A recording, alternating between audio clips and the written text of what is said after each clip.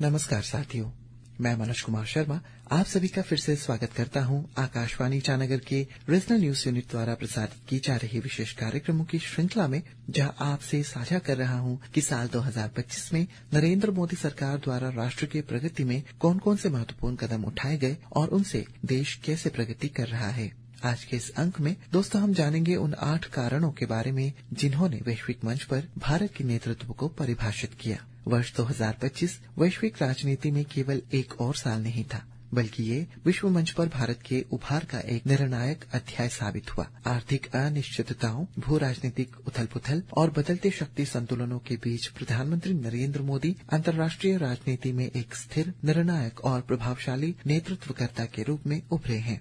देश के भीतर सशक्त आर्थिक नेतृत्व से लेकर विदेश नीति में आत्मविश्वासपूर्ण कूटनीति तक उनके कदमों ने लगातार वैश्विक ध्यान और सम्मान अर्जित किया है। साथियों, ये 8 कारण बताती है कि साल 2025 में दुनिया ने प्रधानमंत्री मोदी को केवल भारत के नेता के रूप में नहीं, बल्कि ग्लोबल साउथ और व्यापक अंतर्राष्ट्रीय व्यवस्था के भविष्य को आकार देने वाली एक प्रभावशाली आवाज के रूप में भी देखा है। कारण नंबर 1 है वैश्विक व्यापार में अस्थिरता के इस दौर में जब अमेरिका ने डोनाल्ड ट्रंप के नेतृत्व में आक्रामक पारस्परिक टैरिफ लगाए, तब प्रधानमंत्री मोदी की दृढ़ता की असली परीक्षा हुई। जहां कई देश दबाव में झुक गए, वहीं प्रधानमंत्री मोदी भारतीय किसानों और छोटे व्यवसायियों के हितों से कोई समझौता करने को तैयार नहीं हुए।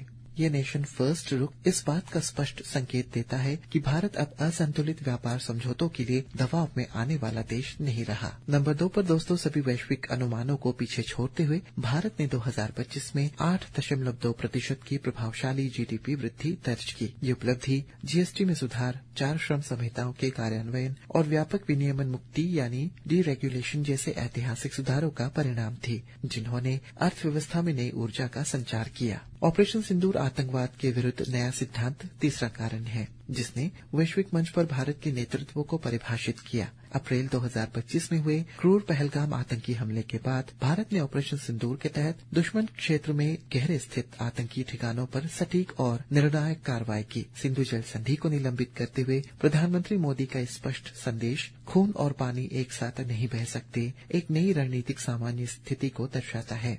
इसके तहत ये महत्वपूर्ण रहा कि विश्व समुदाय ने भारत के आत्मरक्षा के अधिकार पर अभूतपूर्व एकजुटता दिखाई और किसी भी प्रमुख देश ने इस दौरान आपत्ति नहीं जताई।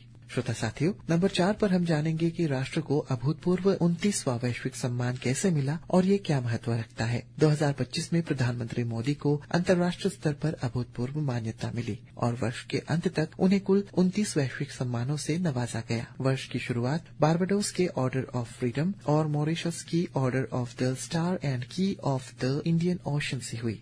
इसके बाद श्रीलंका मित्र विभूषण, साइप्रस का ऑर्डर ऑफ मकारियोस 3, घाना और त्रिनिदाद एवं टोबैगो के सर्वोच्च सम्मान, ब्राजील का grand collar of the national order of the southern cross और नामीबिया का सर्वोच्च सम्मान प्रदान किया गया। दिसंबर में इथियोपिया का ग्रेट ऑनर निशान और ओमान का ऑर्डर ऑफ ओमान प्राप्त कर ये यात्रा 29वें अंतर्राष्ट्रीय पुरस्कार के साथ ऐतिहासिक मुकाम पर पहुंची। कारणों की कड़ी में नंबर 5 पर एफटीए क्रांति द्वारा वैश्विक बाजारों के द्वार खोले गए।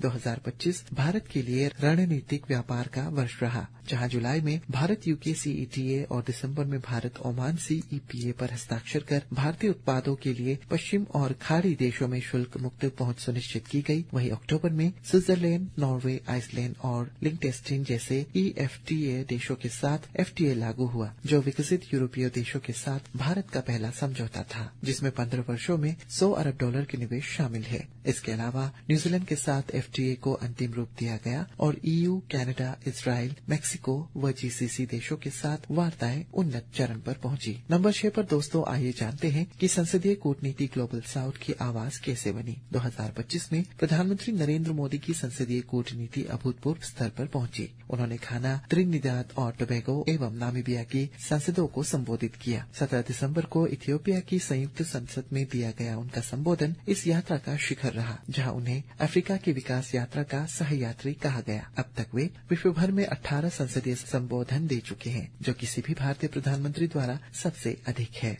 सातवें कार्य के तहत 2025 में विश्व नेताओं और वैश्विक विचारों ने प्रधानमंत्री मोदी के नेतृत्व की खुलकर सराहना की। डोमिनिका के प्रधानमंत्री रूजवेल्ट स्केरिट ने उन्हें अराजकता का प्रतिकार बताया, जबकि गुयाना के राष्ट्रपति इरफान अली ने उनके प्रभाव को परिवर्तनकारी कहा है। पश्चिमी बौद्धिक जगत में भी जिज्ञासा तब चरम पर पहुंची जब पॉडकास्टर लेक्स फ्रीडमैन ने एआई और लोकतंत्र पर प्रधानमंत्री के साथ 3 घंटे की बातचीत के बाद उन्हें सबसे दिलचस्प व्यक्तियों में से एक बताया। रूसी राष्ट्रपति व्लादिमीर पुतिन का ये कथन कि भारत भाग्यशाली है जिसे ऐसा नेता मिला है जो अपने देश के लिए जीता है, वैश्विक मंच पर गूंजता रहा।